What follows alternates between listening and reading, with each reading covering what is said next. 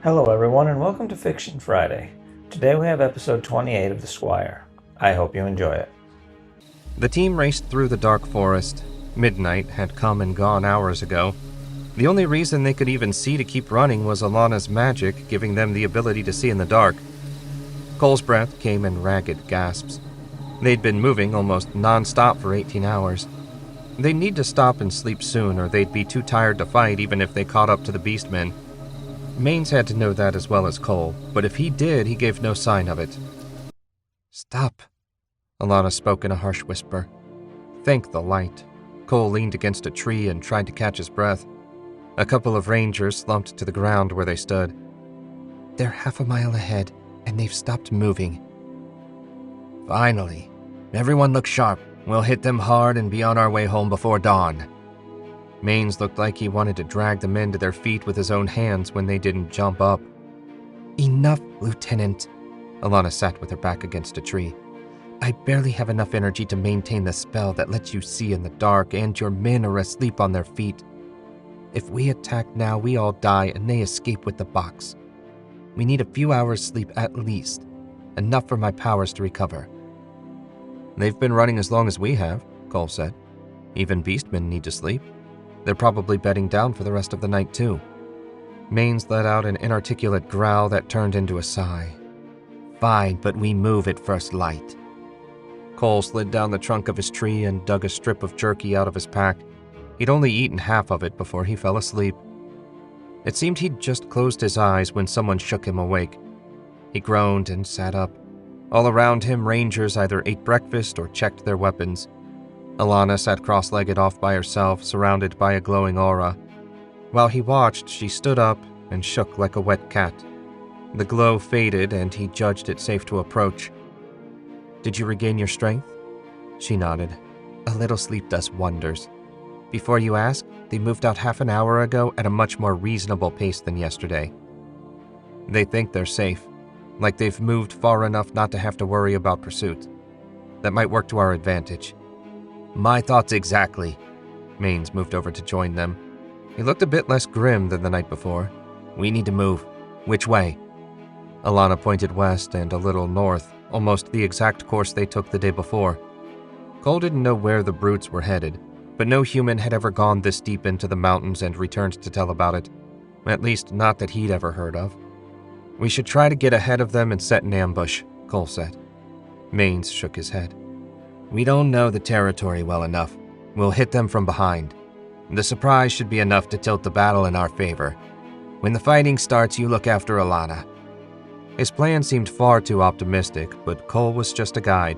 He had no authority to command these men.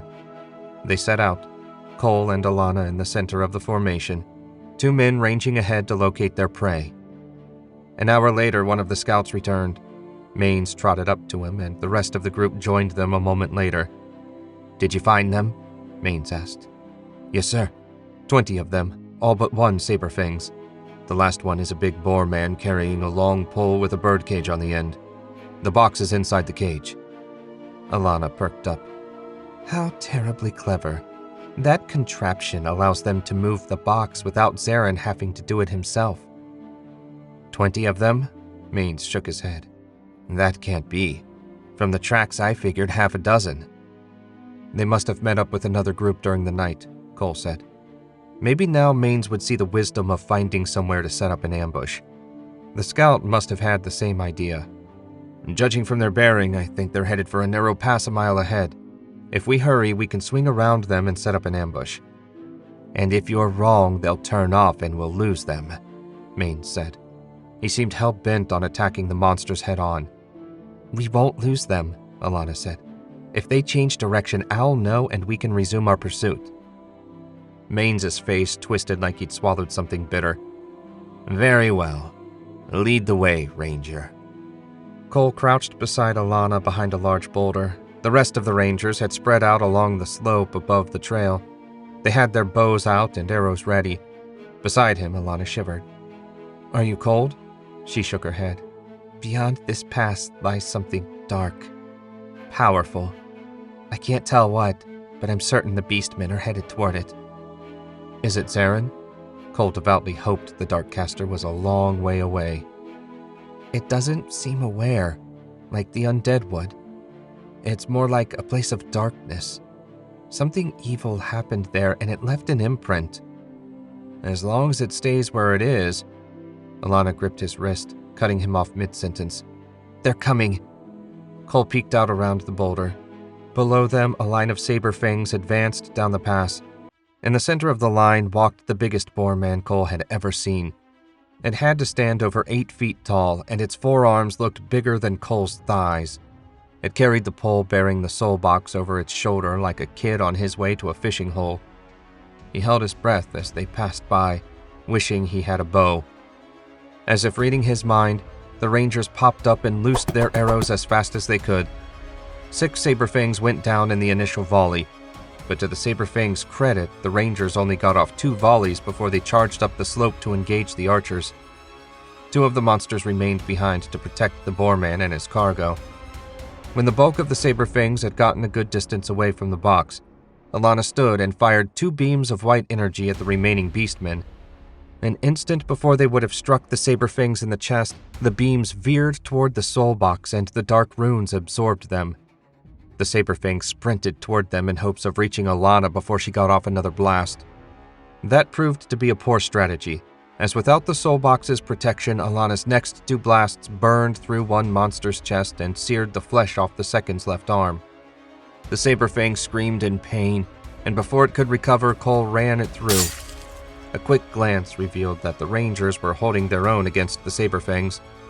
When Cole turned his attention to the boar man, he found the ugly brute staring right back at him.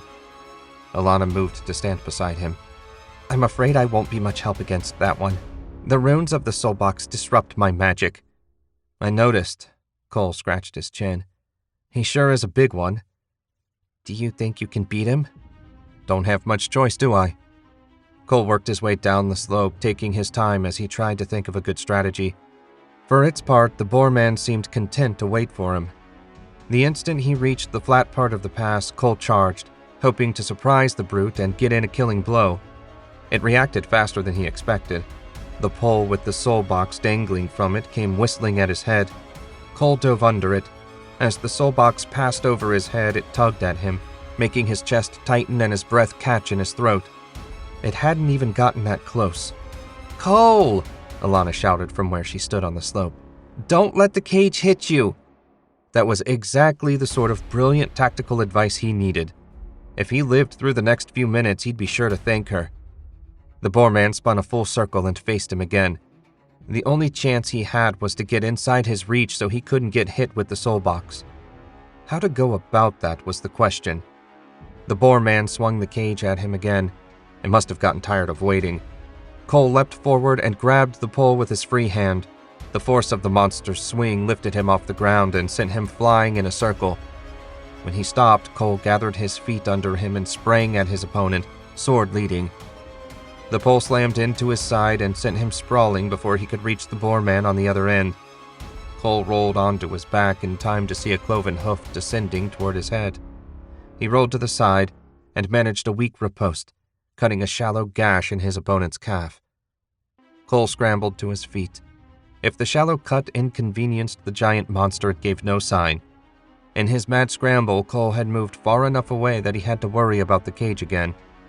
Cole glanced around and spotted a couple of egg-sized rocks. He picked them up and grinned. Hopefully this boar man was as stupid as the rest of his kind. He whipped the first rock at it and struck the boar man right between the eyes. It shook its head and grunted. That hurt, dummy? Have another. He pegged it with another rock, this time in the mouth. The boar man roared and spit out a tooth. Cole danced back and hefted another rock. Come on, stupid. Don't just stand there. The third rock hit it in the snout. A little trickle of blood ran from one nostril.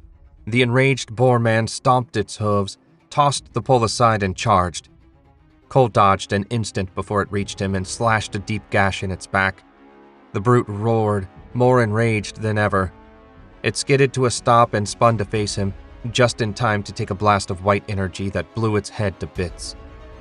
A few more beams shot out, finishing the few surviving Saberfangs. Silence fell in the pass, and the survivors gathered around the soul box. "Is everyone okay?"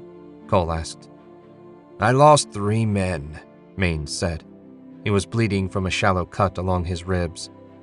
"I'm sorry." Maines shook his head. "We accomplished the mission. That's what counts." "Half the mission."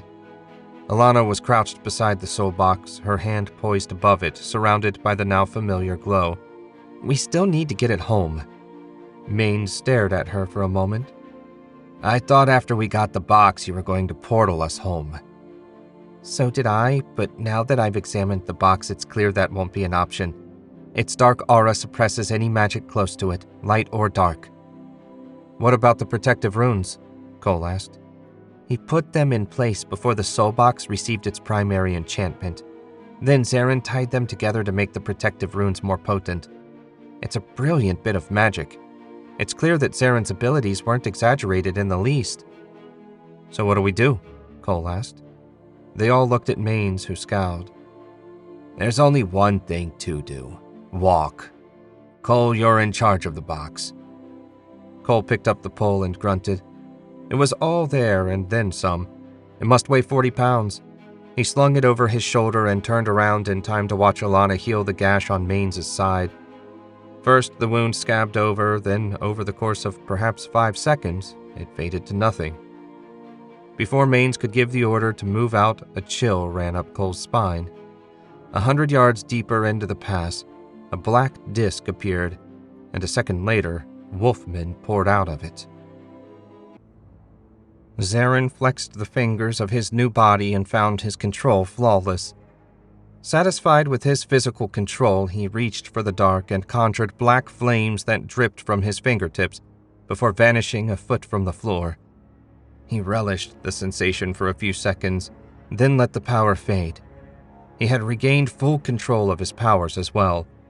The weeks of preparation had paid off. Once more he stood at the pinnacle of his power.